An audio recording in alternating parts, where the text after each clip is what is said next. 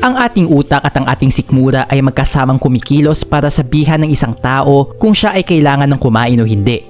Gutom madalas ay ang paraan ng ating katawan para sabihin na kailangan nito ng enerhiya para gumana. Bago natin simulan ang video na ito, huwag kalimutan mag-subscribe sa aming channel para sa mga health and love advice at huwag kalimutan pindutin ang bell button para lagi maging updated sa aming mga bagong videos.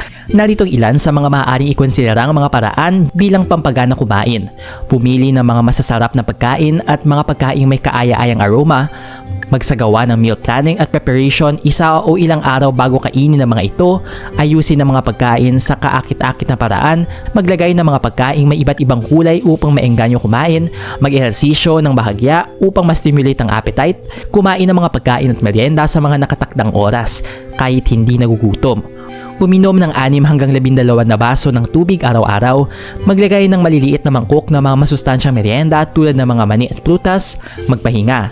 Dagdag pa rito, iminumungkahi ng isang pag-aaral na importante ang pagkain sa umaga dahil ito ay nakapagbibigay ng gana kumain at lakas para sa buong araw. Nag-enjoy ka ba sa video ito? Please hit the like button and subscribe sa aming channel para sa iba pang video tulad nito. Salamat sa panonood!